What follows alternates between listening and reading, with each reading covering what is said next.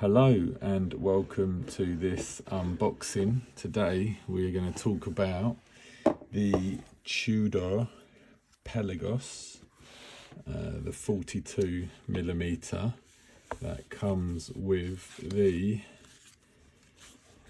blue dial, and here it is. I've got it on the rubber strap, but it also comes with a rubber strap extension to help you get it over a wetsuit, as it is a proper dive watch, and probably the strap that most people will wear it on is the titanium strap. The Pelagos is a mostly titanium watch. My first titanium watch, so I'm excited to have it. And here is the watch itself. Let me let you have a close-up of that. So yeah, look at that blue dial. Isn't it just fantastic?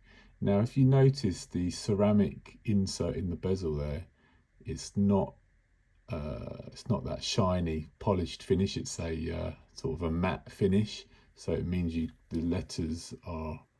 numbers are eligible from any angle.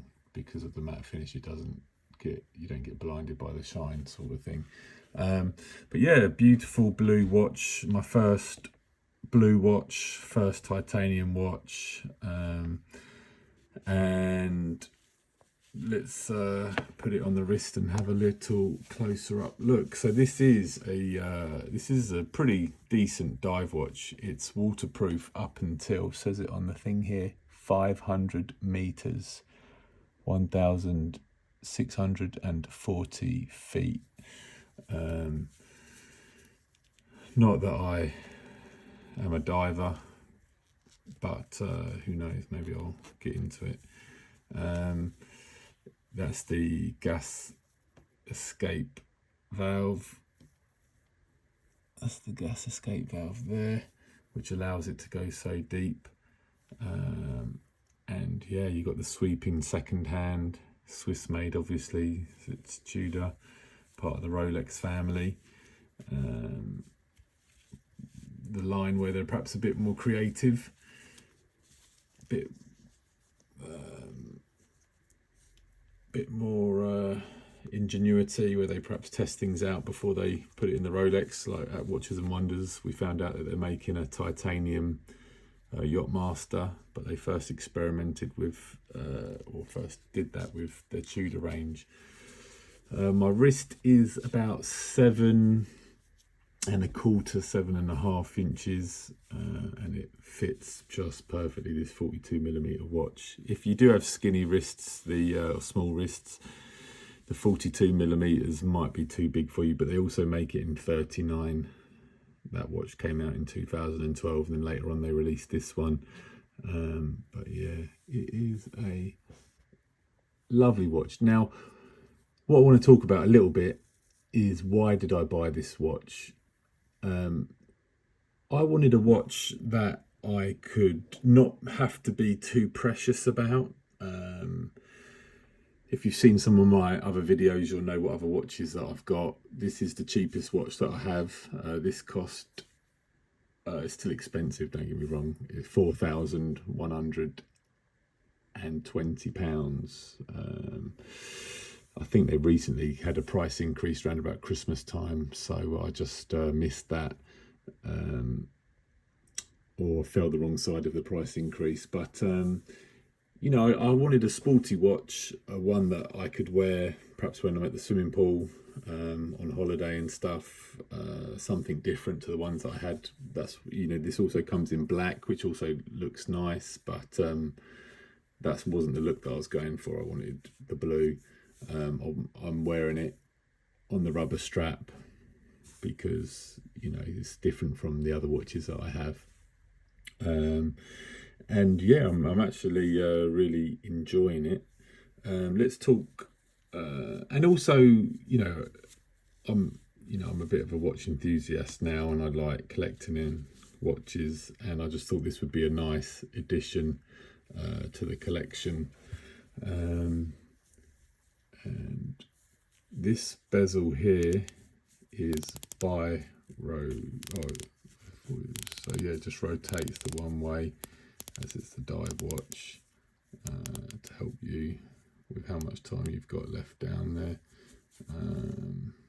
One thing I would say about it, which is perhaps a tiny little criticism, is it is perhaps a millimetre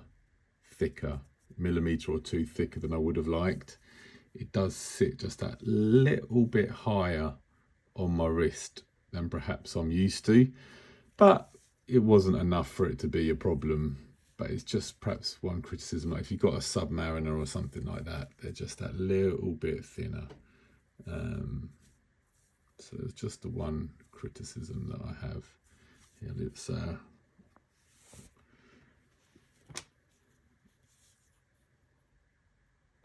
maybe take this off for you. There you go, look at that. Take the sticker off. Quite a satisfying feeling that, isn't it?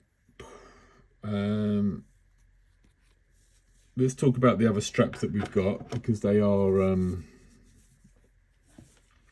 pretty cool. So I've not seen this before, but this titanium strap here, it has a spring in it, so it helps it stretch over your wetsuit. If you I've got to figure out. And it also has an extra large clasp, so you can extend it more. If I push in there, so I don't know if you saw me do that, it says push here. So if you push in there, this then unfolds like so, and you get that extra adjustable room, so you can put it over your wetsuit. And then also, if you pull this down here, this then springs here, allowing it to move even more, so it can stretch over your wetsuit. New feature, I've not seen a watch with this before, but it's just the attention to detail, and for the avid divers out there, I'm sure it's a function that they would appreciate. But yeah, it looks really nice on it's a beautiful metal strap. I mean, it looks really nice on here, but I like the blue rubber just because it's a more sporty look, which is why I wanted it. Titanium itself is an interesting material. It's so light, and sometimes because it's so light, it almost feels like it's plastic, but you know, it's not plastic. It is a hard metal. Now, generally, I actually like quite a lot of weight with my watches, but because this is a big 42mm watch and there's a lot of metal still in the movement and stuff, it still has quite a lot of weight to it. And because it's on a rubber strap, because I wanted to wear it on the rubber strap anyway, whether the bracelet's made out of titanium or not didn't really bother me. And it's kind of cool to have something different, but generally I would say I do prefer a steel watch, just because I do like that extra weight. Just something to bear in mind. It does feel different to a steel watch, but you know, it is a lighter, harder metal, so you know, technically you could say it's superior to steel. And it does have a nice brushed finish. So yeah, let me know what you guys think. Is this a watch that you'd be interested in wearing? Is it too big for you, 42mm, or do you think it would be a good size? Would you prefer it on the rubber strap, or would you wear it on the titanium strap? I like the rubber, but just because it's different to all the other watches that I've got, more different to all the other watches that I've got. This rubber strap, it connects on to here. You connect it on here to then give you like extra size, so you can wear it over a thick wetsuit. but yeah, and it's stretchy as well there to give you more. But when I bought it from the AD, they put the rubber strap on for me. It's not like a quick thing you can do yourself. You sort of have to make a decision how you're going to be wearing it for a while, and then just stick with it. I've got some other watches where you can really change the straps quite quick and easily. But here, I think you'd need a few little tools if you wanted to do it yourself. Whereas with my Vacheron, you can just do it yourself easily. The Cartier that I had, the Santos, that was easy to change the straps. But this one, maybe one little criticism, maybe that's one thing Rolex could look to innovate on a bit more, is quick release straps. But yeah, leave a comment, hit the subscribe button. I'm going to be doing more and more watch videos, try and grow the channel. But let me know what you think, and I will come back in maybe 6 months' time, a year's time, and let you know how I'm getting on with it, my pluses and minuses for the watch. This